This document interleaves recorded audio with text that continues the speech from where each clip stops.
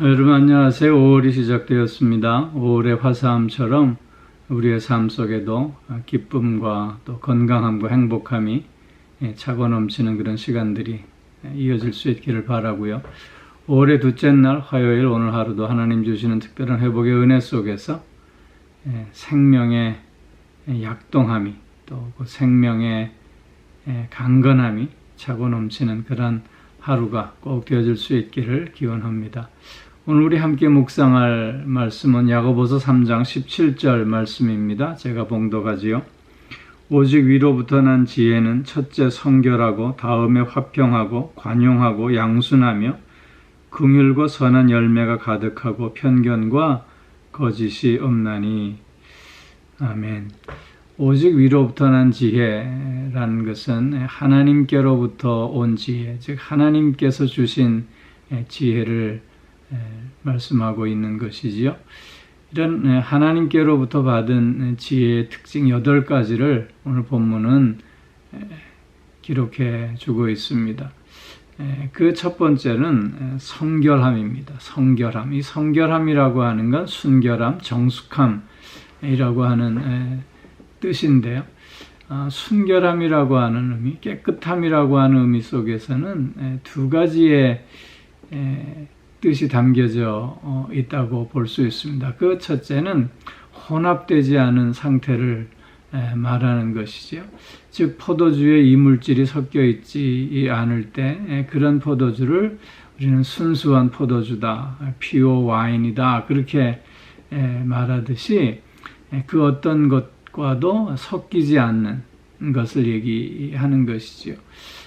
이런 뜻의 그 순결함, 깨끗함은 이중적인 마음이라든가 또 위선과는 반대되는 그런 개념이라 하겠습니다.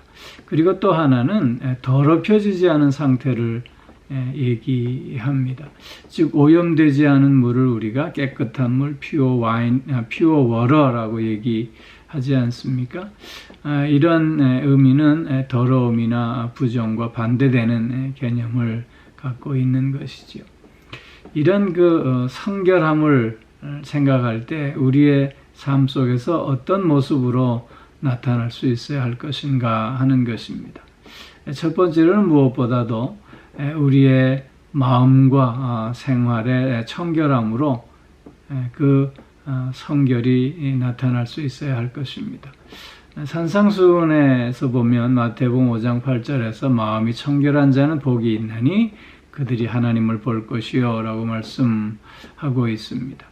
즉 마음이 청결한 자가 그 행위에 있어서도 온전할 수 있다고 하는 것입니다. 깨끗한 심령은 부정적인 생각이라든가 또는 부정한 생각, 더러운 욕망, 두 마음을 품지 않는 것이지요. 그래서 청결한 마음은 청결한 삶을 가져올 수 있는 것이고 이것이 성결함의 첫 번째 모습이라고 할 것입니다. 그리고 두 번째로 성결함의 모습은 그 과실이나 죄로부터 오염되지 않는 것을 얘기합니다. 사도 바울은 죄는 그 모양이라도 버리라고 말씀했습니다. 또 디모데전서 3장 9절 말씀에서 보면 집사의 자격을 논하면서 깨끗한 양심의 믿음의 비밀을 가진 자라야 할지니라 라고 말씀하고 있습니다. 깨끗한 양심의 믿음의 비밀을 가진 자다. 이 말씀은 진리 안에서 깨끗한 양심을 가지고 구별된 삶을 사는 자들을 얘기하고 있는 것입니다. 즉 성결함이라고 하는 것은 정말 죄와 상관없는 우리의 이런 헛됨과 상관없는 삶의 모습이어야 함을 말씀하고 있는데요. 간혹 생각은 바른데 행동은 그렇지 못한 경우를 우리가 볼 수 있고 또 이와는 반대로 행동은 그럴듯한데 생각이 이 허망한 모습도 우리는 볼 수 있습니다. 성결함은 이런 이율배반적인 모습이 될 수 없음을 말하고 있는 것이지요. 그리고 이제 세 번째로 성결함이라고 하는 것은 말과 행위에 있어서 청결함으로 나타날 수 있어야 한다는 것입니다. 더러운 말이라든가 어리석은 말이라든가 허탄한 자랑의 말을 우리는 다 버리고 사랑의 말, 생명의 말을 나눌 수 있어야 하는 것이지요. 우리는 종종 말을 함부로 하는 경향들이 있습니다. 물론 우리가 말하는 대로 다 행동하지는 않지만 그러나 그런 말도 우리는 조심스럽게 할 수 있어야 합니다. 비근한 예로 너 죽일 거야 그런 얘기 하잖아요. 그런데 정말 그 말 뜻은 죽이겠다고 하는 뜻은 아니지 않겠습니까? 그러나 그렇다고 해도 그런 말을 사용하는 것은 성결함에 맞지 않는 모습이다 하는 것입니다. 그 성결함에 맞는 좀 더 복음적인 언어, 또 사랑의 언어, 생명의 언어를 사용할 수 있어야 할 줄로 믿는 것입니다. 그리고 네 번째로는 이 성결함에 있어서는 새로운 피조물로서의 청결함을 우리가 가질 수 있어야 하겠다는 것이죠. 고린도후서 5장 17절 말씀 여러분 잘 아시죠? 그런즉 누구든지 그리스도 안에 있으면 새로운 피조물이라 이전 것은 지나갔으니 보라 새 것이 되었도다. 즉 우리는 예수 그리스도 안에서 우리의 모든 죄를 용서받고 이젠 죄인에서 의인으로 옮겨졌습니다. 이제는 의로운 자로서 그래서 더 이상 죄와 상관없는 죄된 생활을 우리가 버릴 수 있어야 하고 그리스도를 더욱더 닮아가는 삶을 살 수 있어야 하는 것입니다. 이것이 성결함의 모습이라고 하는 것이지요.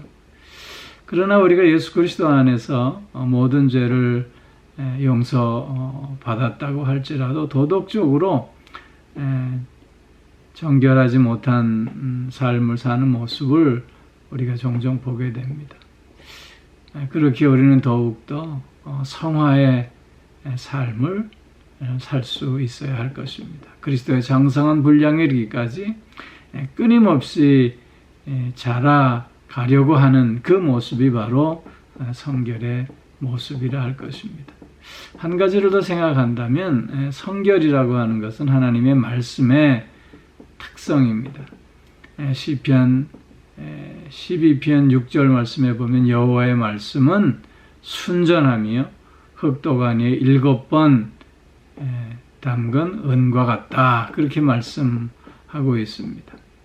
즉 성결의 삶은 곧 말씀 충만한 삶으로 설명할 수 있는 것입니다. 말씀에 붙잡힌 삶, 말씀에 인도받는 삶이 곧 성결의 삶이라고 하는 것입니다.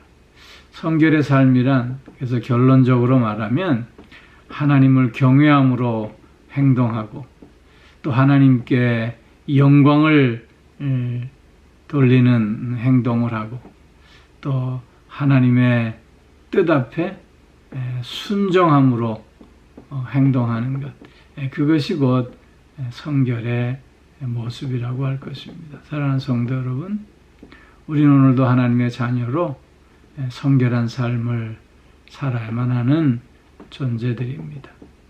특별히 말씀 충만으로, 또한 성령 충만으로, 또한 사랑과 은혜의 충만으로 하나님께 온전히 영광 돌리고 그 뜻에 순종하며 또한 하나님을 경외함으로 우리 스스로를 살펴내는 하루가 꼭 되어질 수 있기를 주의 이름으로 축원합니다. 기도하겠습니다.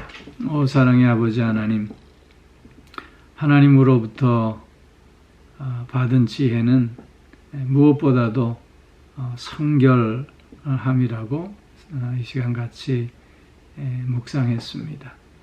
아버지 하나님, 무엇보다도 말씀 충만한 삶, 성령 충만한 삶, 은혜와 진리가 충만한 삶, 또한 믿음이 충만한 삶을 통해서 하나님을 경외함으로 또 하나님께 영광 돌리며 하나님의 선한 뜻을 분별하고 그 뜻에 순종함으로 나아가는 우리가 꼭 될 수 있게 하여 주옵소서.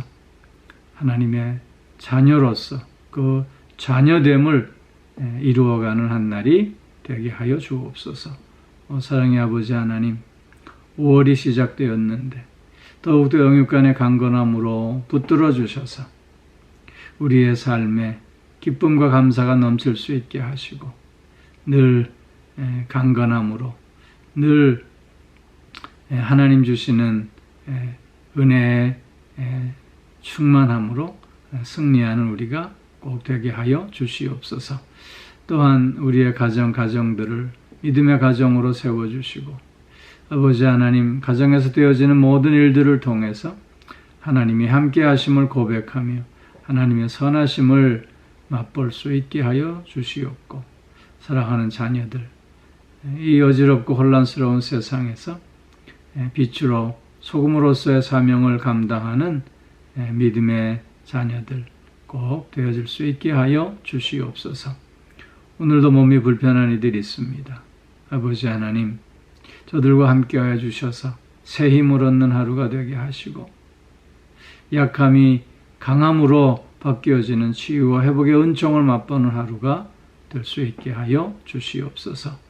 치료의 모든 과정 속에서 하나님을 만날 수 있게 하여 주시고 하나님의 만져주심을 통해서 하루하루가 더 강건해지고 그리고 더 힘이 있어짐으로 하나님께 찬송과 영광을 올려드리는 저들이 또한 되게 하여 주시옵소서.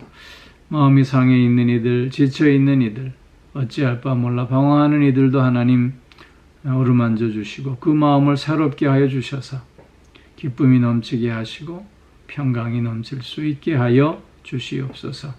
오늘 하루 하나님의 자녀로서 성결한 삶을 통해 하나님께 영광 돌리는 하루가 꼭 되게 하여 주실 줄 믿사옵고 우리 주 예수 그리스도의 이름으로 기도하옵나이다. 아멘.